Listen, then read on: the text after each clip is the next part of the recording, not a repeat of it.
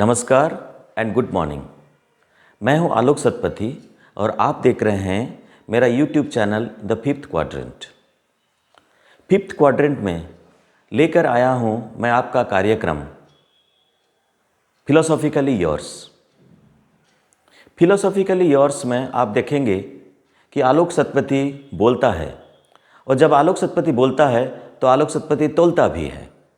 आज तुलेगा the reopening policy for schools, colleges and institutions post-COVID.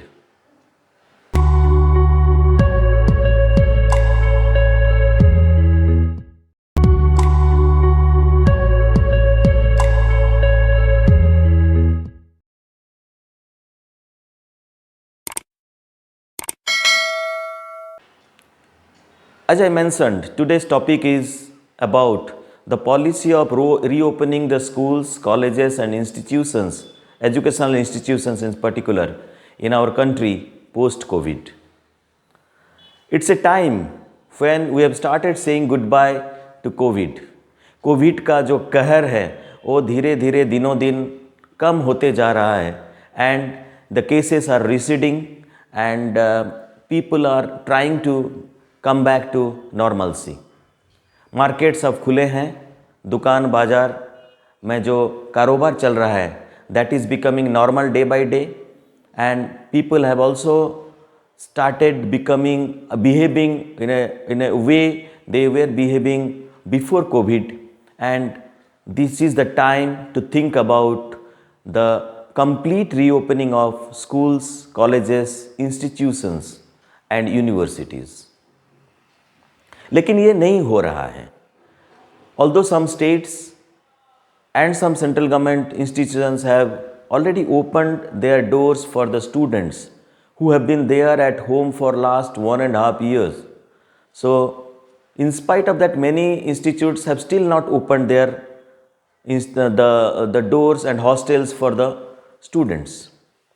इसका कारण क्या है? Both pros and cons are there in opening, whether we should go for opening the schools and colleges in a very arbitrary manner or in a drastic manner, or it should be done in a phased manner. That is the point of discussion today.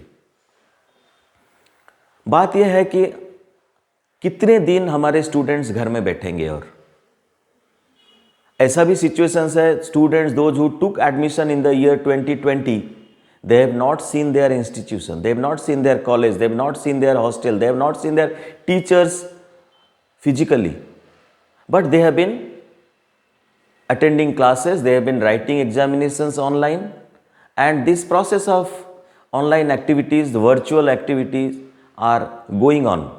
Okay, we may say they are going on pretty well, but is it the way we should educate our children? Is it the way the schools, colleges and universities should function all the time? In my opinion, the answer is no. Schools and colleges should open in a phased manner, and some state governments have already started doing this. Some national institutes, some central universities have also opened their doors, and they are opening their hostels for the boarders, for the new students. The admissions are taking place, examinations have been are being conducted physically in the offline mode in some of the institutions. That's fine, but those institutions are also reporting a rise in the COVID cases. So we have to strike a balance between the corona and career of the students. So that is the challenge for all the institutions today. Now, what are the problems? Problems is that, see, when we are talking of institutions of higher learning where students from every states, every corner of the country are studying, and even international students are also studying, for them the biggest challenge is to accommodate the students who will be coming from different places of the country and even from outside the country. While traveling, there is a risk for them to get affected by corona, and once they get into the campus, again there is a problem of this spreading of this disease in case they carry them along with them. So it's kind of very, I mean, we have to take steps in a very careful manner and very systematic and organized way, so that we can allow our students and try to bring back normalcy to our campuses, and at the same time take care of the health of the students and check the spreading of the disease. So it's a big challenge in fact, and the institutions should think in that line. लेकिन इसमें कुछ problems है. Problems क्या है? All the institutions do not have single room accommodation in the hostels. All the institutions, we know the infrastructure of our institutions of higher learning in India. So let us admit that we don't have adequate infrastructure to accommodate them in single rooms in the hostels.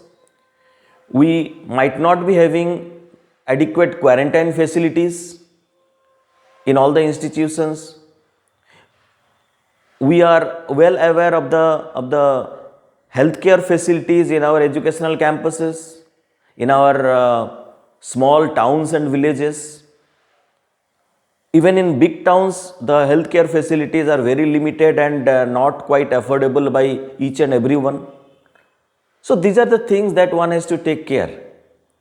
But at the same time, we should also think of and consider the career of the students. Say the students who are into medical education, the students who are into technical education, the students who are into professional courses, how can they be trained without coming to the campus? How can a science student be a science graduate without coming to the lab physically? How can a mechanical engineering student will become a mechanical engineering graduate without seeing working of an engine, working of a refrigerator, working of a lathe, working of a CNC machine? So we have to think like that. Everything cannot be taught online, everything cannot be